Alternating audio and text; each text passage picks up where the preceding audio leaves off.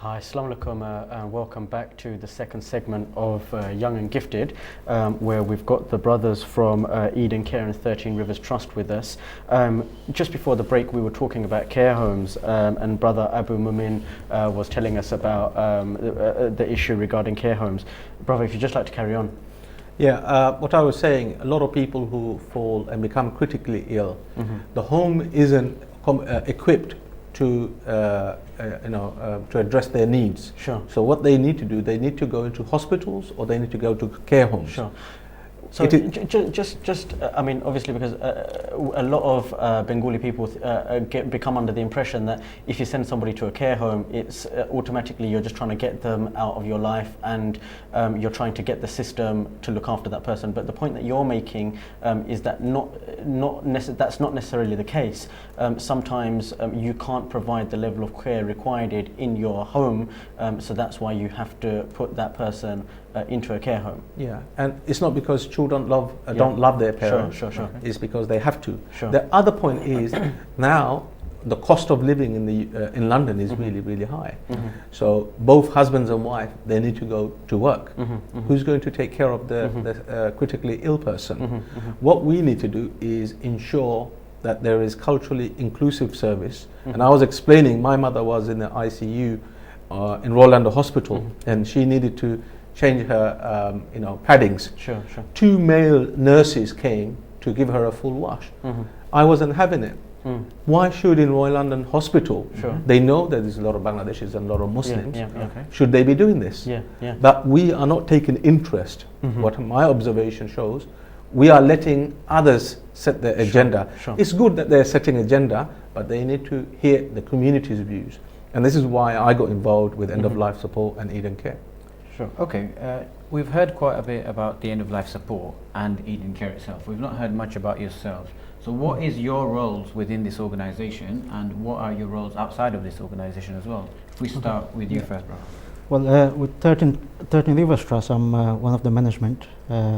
So in terms of organising meetings, trainings, so I'm more involved with that. We have an office in Great Torek Street E1.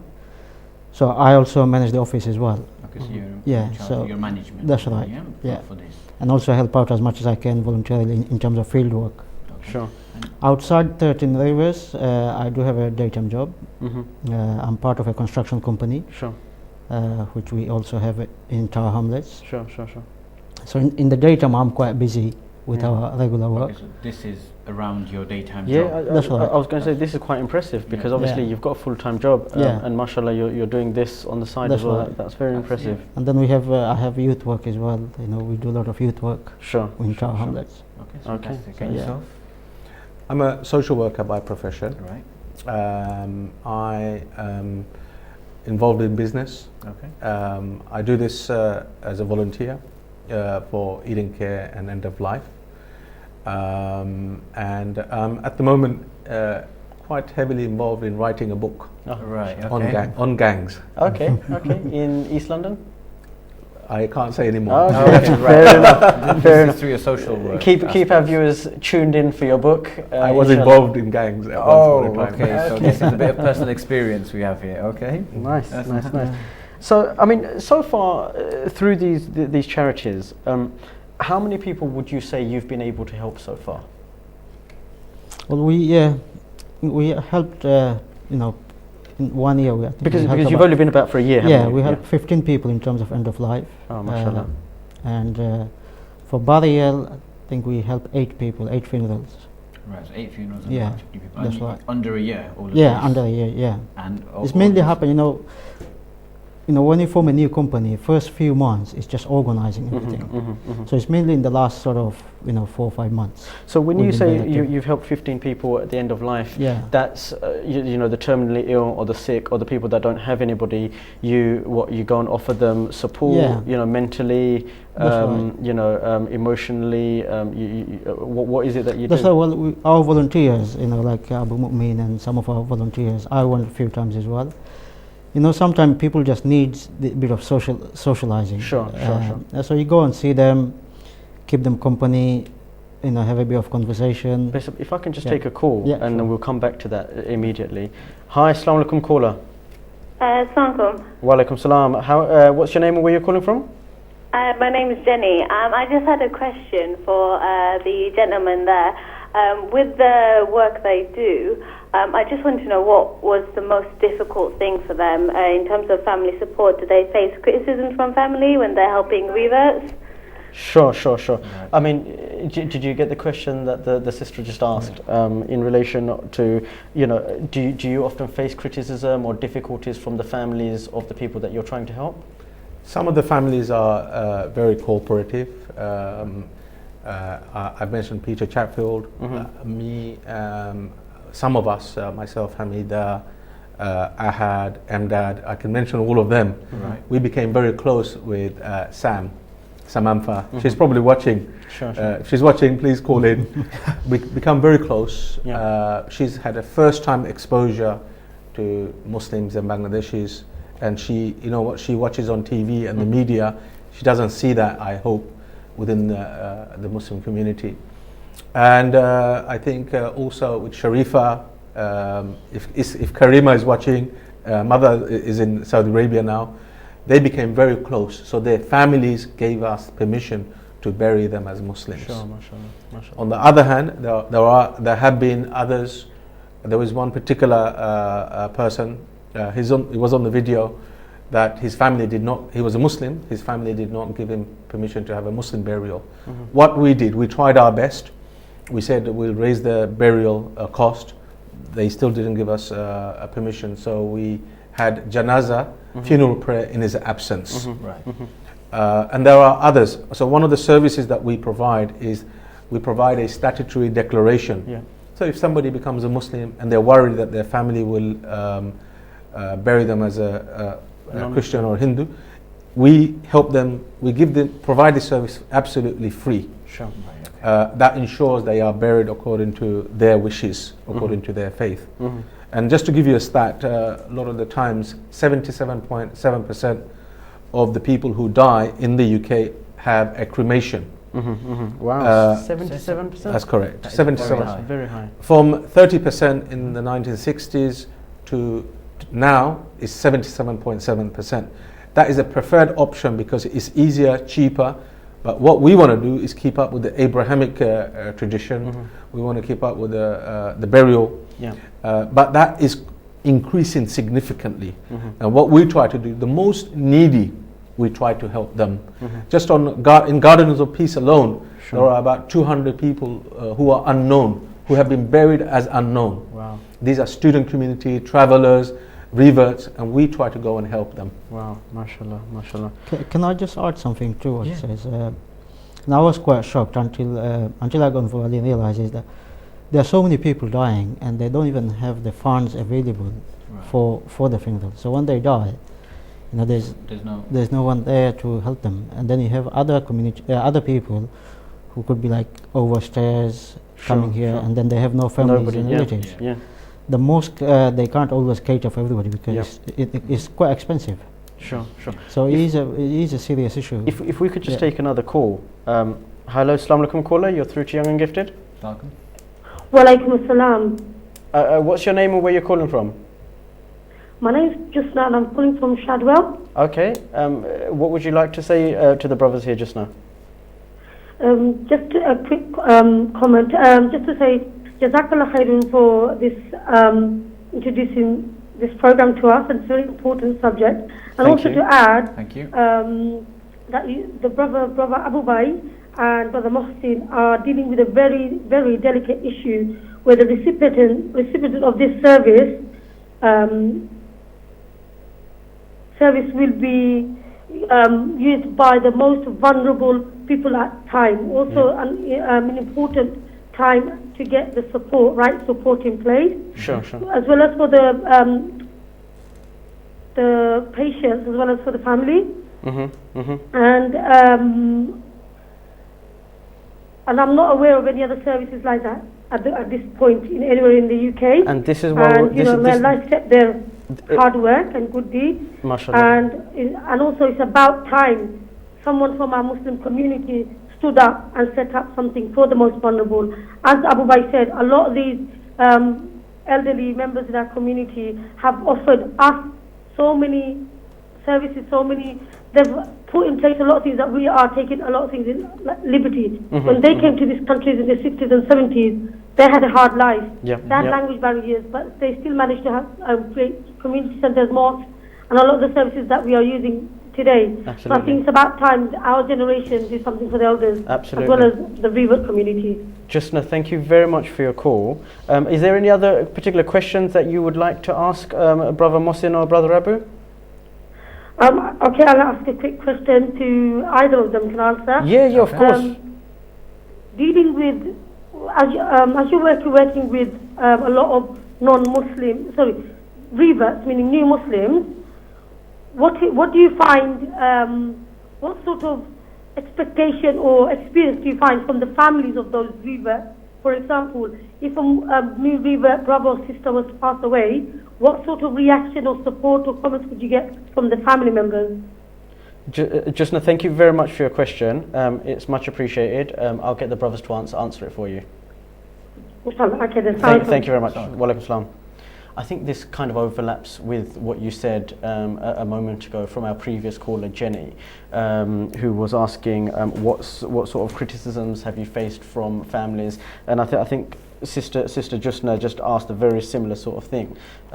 So I mean, you have pretty much answered that already. If I could answer. So one of the sisters that we buried, all her family members were Christian. So myself and Sister Karima and her family, we had to be very sensitive because the sister who passed away had some wishes. We had to maintain that wish, and plus we had to maintain the wishes of the family. So we sat down and explained to them the process of washing the body, the funeral prayer, the burial requirement, in terms of, male-female issue there. We try to accommodate the family, female members near to the grave. And one of the things we did, we spent time explaining after the burial. We spent time with the family members. If we can just take another call just now. Hello, Assalamu alaikum caller, you're through to Young and Gifted. Hello. Hi, Assalamu alaikum. Sorry, can you put the TV volume down a bit, please? Hello. Hello, can you hear me? Hello. Hi, can you put the TV volume down a little bit, please? Yes, hello. Hello. Hi. Can you put the TV volume down a little bit, please? I'm trying to put the... Hello, good evening. Good evening. How are you? Hello. Hello? We can hear you loud and clear. You have to put the TV volume down, otherwise we won't be able to hear you. I'm Mrs. Edwards. Mrs. Edwards, how are you? Yes, my name is Mrs. Edwards. I work for a care home. Okay. And I'm one of the carers, because I was just listening to one of your brothers saying that when his mother was in the hospital, he was quite surprised to find that 2 male carers were coming to wash his mother. That's correct. Yes. That's correct. Brother Mumin. So Brother Abu Mumin was saying that. What would you like to add to that? But if he didn't want that, he should have written down on the mother's care plan saying that I don't want 2 male carers to wash or to do personal care for my mother, that they want 2 female carers. So why didn't he do that? Sure. Shall I respond? Yeah, of course. We did. We've said she needs halal food. We made it very clear that she needs to be taken. The hospital are so short of staff, you can't pick and choose to whom you want to do personal care, male or female. This is the point. Emergency care, that's fine. When it comes to nurses, it's all about planning. Because our community is not engaged, you have this sort of attitude. With, let's say, other communities like the Jewish communities, their care plan is really spot on. We have to take example from them. Why should our mothers and our sisters or brothers or fathers who are dying, why should we not honor them during the end of their life, plus give them clinical care? Not humiliate them, not give them haram food, This is we need to be sensitive on these issues. Mrs. Edwards, is there anything else that you'd like to add to that? No, thank you. No, that's okay. Thank you. Thank you very much for your call. Thank you. Yeah, sorry. It was an interesting call. She works in a care home, so yeah. Oh, sorry, Shax, I thought you were trying to say something. No, I was just saying that she did make a point of, obviously. Within the care plan, there are provisions to look at people's race, care, faith. One of the cases I mentioned earlier that I travelled all the way to outside of London. Yeah. Don't want to mention the town because of confidentiality of course, we appreciate that. The reason the care manager, the centre manager, called us so that they were worried if this young person dies, how will they accommodate the burial needs of that person? Yeah. So the care centres, the hospitals have a duty of care to their patients. And not, if it's only an emergency, we're not saying anything. So if I go to the next question now, obviously we have asked you whether you faced any criticism from families, and you've obviously said yes you have. How do you overcome this? How do you come to some kind of an agreement with them, or has there been times where you just haven't been able to agree with the families of reverts, in order to grant their wishes, or something like that? Well, I think Abu Bhai answered something like that earlier. It's all about building a natural relationship. Sure. Of course, we are providing a voluntary service. So if a family does have an issue, us getting involved, we won't go in there and try to, we are not a service provided by government or anything. Sure. Yeah, of course. It's all about providing natural service. It is a difficult time for the family. Of course. So we provide, sort of assistance. Sure. If somebody doesn't want our service, we don't need to get involved. Sure. If I can just get onto our next caller, please. Hello. Hi, Assalamu alaikum caller. What's your name and where are you calling from? Walaikum salam. My name is Saiful Alam. I'm calling from East London. Saiful, it's lovely to have you on our show. What would you like to say to our guests? I just wanted to basically give my comment on the initiative that Abu Bhai and his colleagues have introduced in the community. I think it's the first of its kind, to be honest. There's no any other organization that I've come across that is meeting the needs of the Muslim community and non-Muslim community, and it's something that we should all try to encourage and support, because I know that if it was someone within our family that needed that support, we would be eager to cry out for this kind of support. Absolutely. Because not necessarily in every hospital we can accommodate our parents or our neighbors that are suffering, and this kind of support being available, you will only realize when it comes to yourself that you really, really appreciate it. So I would encourage any callers that are listening to this program, we should try to volunteer, utilize our skills, knowledge, experience, marketing, this kind of support, because in the long run we will all face unfortunately situations where we will have to bury our parents, and this support is a blessing in disguise that has come to us, and we should really put focus on this kind of support and get involved. I myself will be contacting Fantastic. organizations Mashallah. time to give my support as well. Do you know, thank you for brother, thank you very much for your call. This topic on the program. Thank you very much for your call. That's sincerely appreciated. Well, brothers, you heard it here. The brother that just called, he wants to assist you guys, in the work that you're doing. And I think a lot of the callers are saying the same thing, in the sense that they've not come across this. Well, do you must be aware of people that are doing similar things? Are you aware of anybody doing a similar service to what you're doing in our Bengali community, for Muslims and non-Muslims? Well, as far as I'm aware, there are mainstream organizations providing this sort of thing. But in terms of for Muslim or Bangladeshi community, we are not aware of any other organization providing this unique service. Sure. Okay, so you are very new. We are very new. Yeah, I mean, personally, I haven't. That was I have to say that was a very touching call by the brother just now. Yes. That was very nice of him to call up and say that. I personally haven't come across this kind of organization before, and the brother did actually say if there's anybody like web designers or whatever, anybody anybody that can help you, because you're obviously a charitable organisation. I mean, I think from our sponsors, Blakewell Solicitors, I think they would be willing to help you if there was any legal issues or anything that you wanted to look at from that point of view. I think our sponsors would be happy to help you there. Now, I mean, going back to the questions, what's the biggest hurdle that you faced? I mean, I recall Brother Moshin saying that it's taken you about 6 months to try and register your company as a charity. What's going on there? Why is it taking such a long time? The Charity Commissioner, they have made things very difficult, and I think especially for Muslims, so they made things very difficult. So that is one of the hurdles, government policies. The other one is also getting people involved. Do you think, when you say government policies, do you think it's specifically aimed at this Muslim company or a charity, or do you think it's... officially, obviously, I can't say, but we feel it's like that. Sure. We feel, especially recently, what's been going on. Give me an example of something that's made you feel like that. Well, some of the questions, in terms of, and I think it's just taking very long time. We have made the application a long time ago. Sure. The process seems just taking a long time, where before I was involved with charities before, it was much easier. So to an extent I can understand. Has the legislation changed recently, or?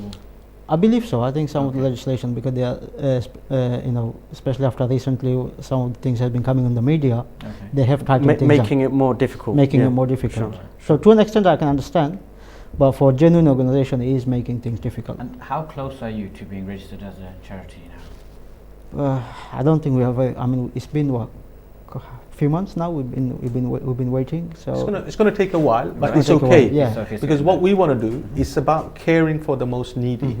So to care for the most needy, you need to have your systems and processes. I take the view, and as I'm a social worker, I take the view that you don't want to do a bad job. You want to do a good job. And your systems and your processes have to be good. Sure. And it's not, the volunteers that we want is, we don't want people who just want to wake up one morning and feel like going. It's not your soup kitchen. This is somebody who's very unwell. You commit 2 hours a week to go and visit them and smile at them, give them a meaningful experience for 6 months, for a year, until they pass away. Sure, no problem. Brother, we will just be going on a short break now. Inshallah, when we come back, we will continue discussing the point that you were on. Inshallah, we'll catch you on the other side. Assalamu alaikum.